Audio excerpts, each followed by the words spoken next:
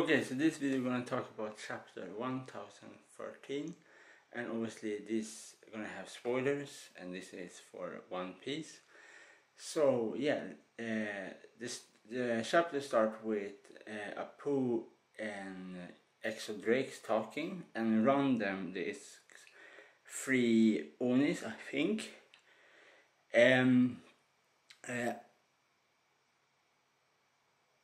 Apu says to Exo Drake that I will join you to take down Kaido, and obviously one of the Onis says that we don't have any horse in the race yet, man, and so on. So the interesting thing here is that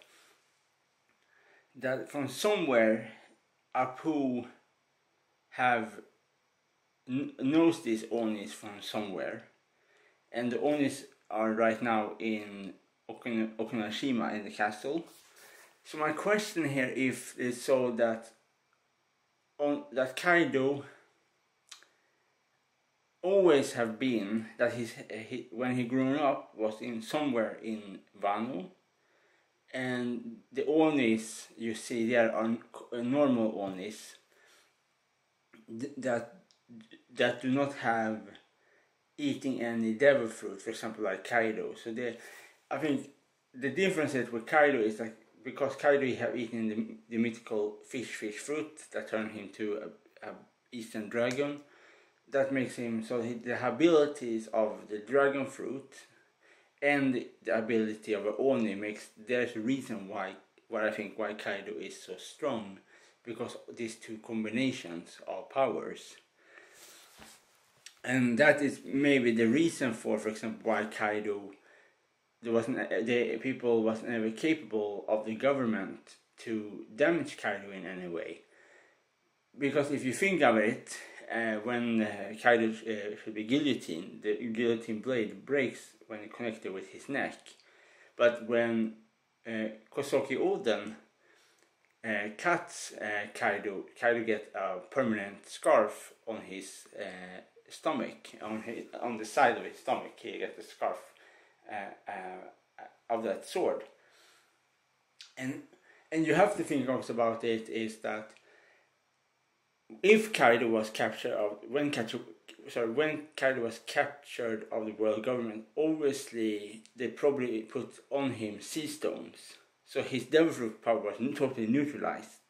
But if he have power that have nothing to do with his devil fruit power, his only power, that means that you cannot kill Kaido in a common way. You have to find some way that can take down a Oni. So there's a reason for that Kaido have lived so long and is still not defeated because of these combinations. This is just what I think. Yeah, and so that is, and obviously that is I think for me personally the most interesting part, because there was these three totally new characters that we don't know anything about is in the beginning of the chapter. So that is a bit wow, who is this three characters and this kind of thing. So then we come to Nami and Usopp, and they see a illusion of Kinemon's half body running, because we know, obviously I don't remember his name, but the betrayer of the Red Scabbard, the guy with the big pencil with the red hair and white face, when he paints things, these things he can bring them to life when he paints them, and obviously he serves Yamato Orochi. So Yamato Orochi are very angry, tells the guy to do something special. Then the guy creates a big blob of burning fire, like a big blob, like a big burning ghost that can go through everything, and everything that burning ghost touch will turn to ashes and start to burn and all this kind of thing. And yeah, so this guy, so obviously he say that this is my final artwork. I'm gonna call it the Suicide Pack, something like that. Yeah, the big ghost go around and burns things. And then obviously we see a bit of fight between Sorrowing and King and Sanji and Queen. And obviously some two of the CP9 we can see. Yeah, and this obviously then in the end of the chapter we see the battle between Kid and Law, and obviously Kid tells Law to use his awakening, and that is interesting. I think that is very interesting. That how that you should. He said you should awaken your power, and that is interesting. That and Law can use it, awakening, and then in the end of the absolute end part of the chapter, then Laws activate awakening, and this is when they turn a bit confusing for me, is that I don't do was it Laws that activated his awakening, or was it Kid that did it? Because looks like more like there was Kids that activate his awakening power. And so awakening power means that if you have, for example, a ice devil, for example, and you awaken your power, that means everything around you turns to ice. Like you can control all the surrounding to be ice. It's not just the thing that comes from your body, but everything around you will be ice. That's, for example, when Monkey D. Luffy fight against Katakuri, everything in that mirror room turns to mochi. There's a big, like almost like hard to. It's like very popular sweets in Japan. It's like very stretchy, clibby stuff. So everything, anyways, in the mirror room turns to mochi. So when Monkey D. Luffy fight against Doflamingo, everything turns to different nets and ropes and this kind of thing. So but I think I probably read it wrong. I think the person that awakened his power in this chapter was Kid.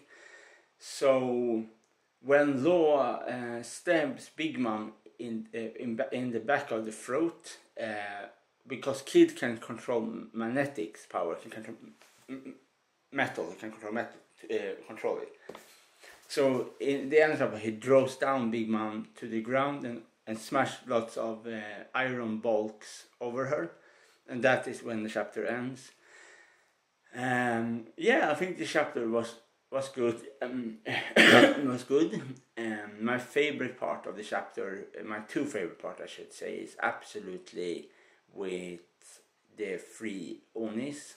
That I think was the most interesting part. And the second part is that maybe the fight between Big Mom and Kid and Law probably, but obviously Big Mom is not dead. Obviously Big Mom will come up again very angry in the next chapter or the chapter after, but I promise you Big Mom is not dead. She will come back. I think they have to have something very, very, very special to take down Big Mom and Kaido. I don't personally, obviously I absolutely can be wrong here, but personally I don't think that Law Kid will take down Big Mom. They maybe will, but one thing is more likelier is that the person that will take down Kaido is Blackbeard. I think Blackbeard will come soon to Wano with some of the members, because they're hunting for powerful devil fruit, and obviously probably the third devil fruit Kaido, third devil fruit Blackbeard probably gonna have is Big Mom's devil fruit.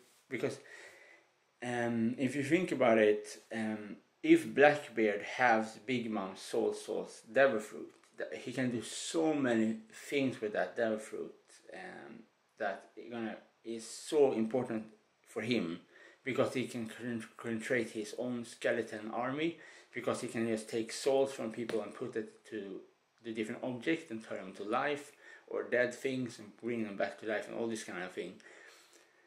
So there's a lot, extremely good thing for Blackbeard to have. So I absolutely think there's a big possibility here that Blackbeard will take that level for himself, and this kind of thing. So yeah, and that is everything I really want to say about this chapter in One Piece.